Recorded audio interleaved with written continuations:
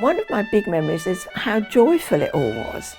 There was a lot of laughter, a lot of happiness really. People were expecting a really grand occasion, and a grand occasion it was. Yes, well, it poured, absolutely poured down. And people were kind of all huddled together and not many umbrellas. You find yourself being shifted one way or another. And I was getting shifted further and further back. And this lovely Asian man turned to me and said, "Come, she's your queen." This was just as the parades were starting. So he took me and stood me on the curb next to his family, which was wonderful. After the war, where there'd been such a lot of restrictions and life was very meagre, I mean, hand-down clothing and stuff, we got used to it. And people were a bit critical. But here we were, you know, flags and bunting and uniforms and horses and luxury. That's what it felt like, a day of sheer luxury. You know, that smile was always there, but underneath there must have been a lot of big challenges for her. And she was a young mother, young children, and her father's death was sudden. But of course she was well prepared, thankfully.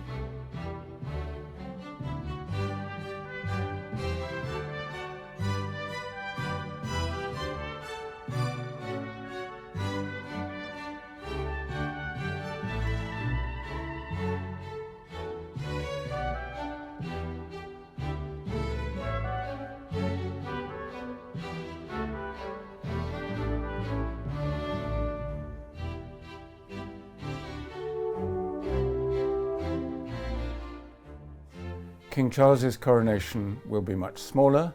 There will be just over 2,000 guests, whereas in 1953 for the Queen's coronation there were over 8,000 seated in the Abbey in tier upon tier going almost up to the roof. And you can describe the 1953 coronation, if you like, as the last hurrah for empire, because Britain then still had colonies all around the world, and many of the guests who came from those colonies in countries of what is now the British Commonwealth. Public opinion suggests there is less very strong support for the monarchy, and the palace is always sensitive to those changes in public opinion, and therefore it doesn't want the coronation to be a very expensive or extravagant occasion.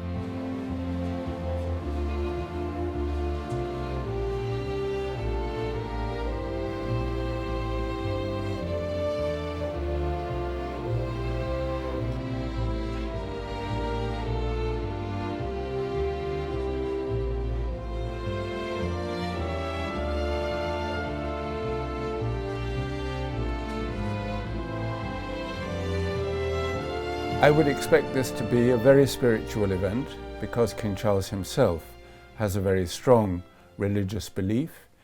The coronation is presided over by the Archbishop of Canterbury. It will be a Church of England service, including a communion in the middle of it, and the King is anointed by the Archbishop of Canterbury with holy oil brought from Jerusalem. But I would also expect a prominent role for representatives of other faiths.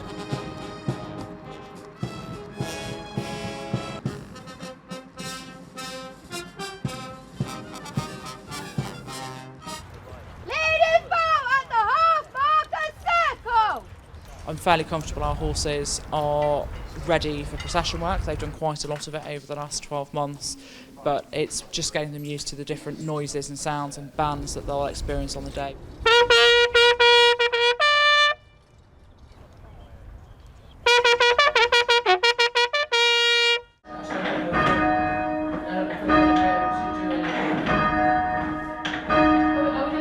There was an incentive from the Central Council of Church Bell Ringers called Ring for the King to try and recruit as many new bell ringers as we could to ring for the coronation. Bell ringers will always ring for royal celebrations, whatever they are. We love an excuse to have lots of extra ringing. It's not easy and it does take some learning. We often reckon that it takes about 10 hours of teaching for you to be comfortably able to ring the bell and control it well on your own.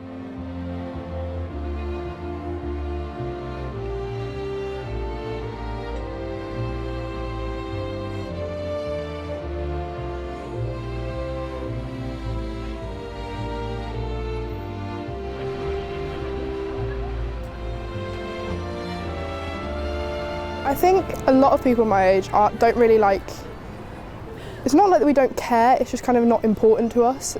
It's just one of those things that's happening again. It's just nothing really special to us because I don't think we were raised with the idea of the royals being something amazing. It was just kind of something that was in our country.